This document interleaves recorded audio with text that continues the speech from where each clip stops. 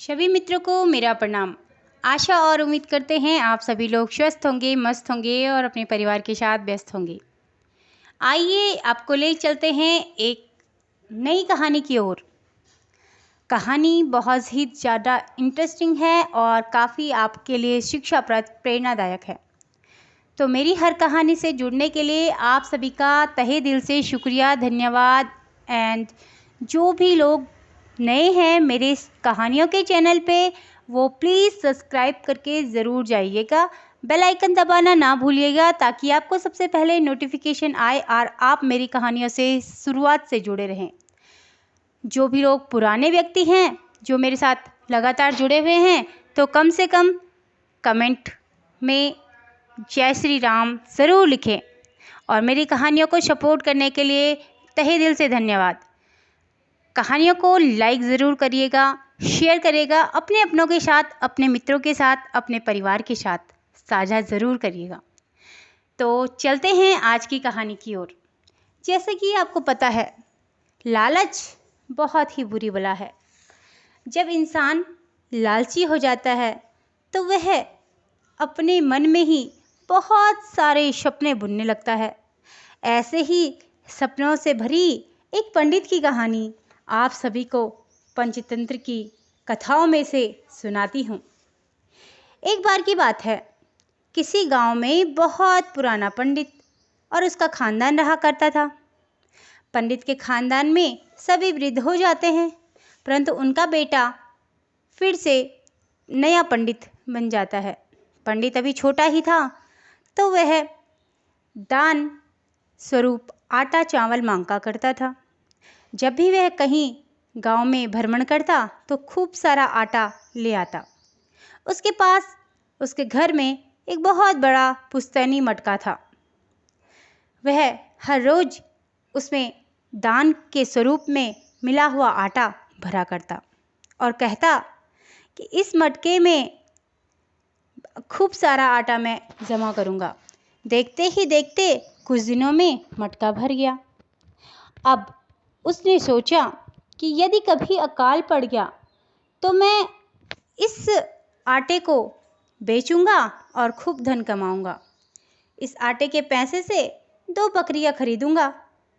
जब बकरियां बच्चे दे देगी तो फिर उनको बहुत सारे धन में बेचकर एक गाय खरीद लूँगा और फिर एक गाय खरीदूँगा तो उसके भी बच्चे होंगे।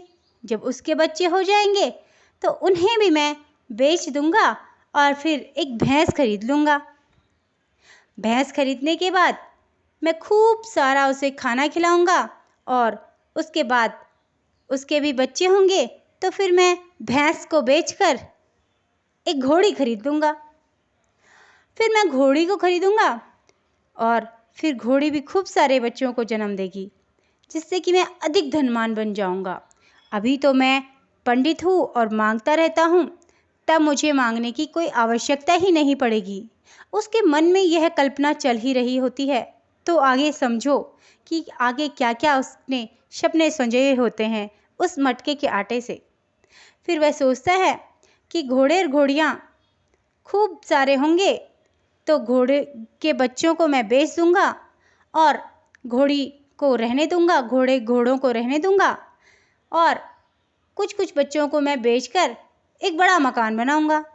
जब मेरे पास बड़ा सा मकान बन जाएगा तब तो मेरी शादी भी हो जाएगी और मुझे एक सुंदर सी दुल्हन मिल जाएगी जो कि मेरा हर काम बड़ी आसानी से कर देगी, क्योंकि मैं अधिक धनवान हो चुका हूँगा।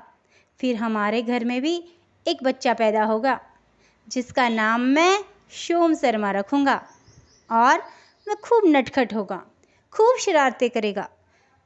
किसी दिन वह घुटनों के बल चलना शुरू कर देगा और फिर वह घुटनों के बल चलते चलते घोड़ों के पास से गुजरेगा।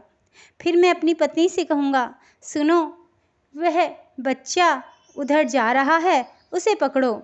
पर पत्नी बेचारी भी क्या करे, वह खाना बनाते समय कैसे बच्चे को देखेगी। अब मुझे ही खड़ा उठना पड़ेगा अपनी खाट से और खाट से खड़े उठने के बाद मैं उसे बचाने के लिए एक टांग मारूंगा। जैसे ही वह अपनी टांग असली में फैलाता है, यानी कि सपने से बाहर फैलाता है, तो मटके पर उसका पैर लग जाता है। देखते ही देखते मटका टूट जाता है और सारा आटा धरती पर बिखर जाता है। कल्पना का जो संसार उसने हवा में उड़ा रखा था, वह अचानक से सब समट जाता है और वह बिखरे हुए आटे में जैसे उसका सारा सपना टूटकर बिखर गया हो। इसीलिए तो कहते हैं, न कभी आने वाली बात की चिंता करनी चाहिए, न कभी हुई हुई बात की चिंता करना चाहिए। हमेशा सोचो समझो और सपने भी संजो, लेकिन इतना अधिक भविष्य के बारे में चिंतित रहना बहुत गलत बात है। क्योंकि अगर पंडित कल्पना के लड्डू नहीं खाता तो आज उसका मटका नहीं टूटता, सारा आटा नहीं बिखरता। कम से कम कुछ तो बच जाता, जिससे कि वह घर का राशन का खर्चा बचा सकता।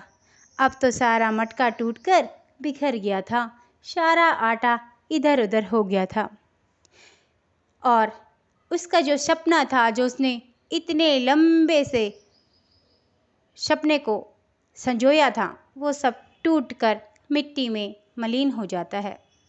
तो आपको ये कहानी कैसे लगी, मुझे कमेंट में ज़रूर लिखिए। छोटी सी कहानी है लेकिन शिक्षा बहुत बड़ी है। तो अगर आप सभी लोग मुझसे जुड़ा रहना चाहते हैं तो प्लीज़ चैनल को सब्सक्राइब ज़रूर करें और बेल आइकन दबाना ना भूलें। मैं मिलती हूँ आपको एक नई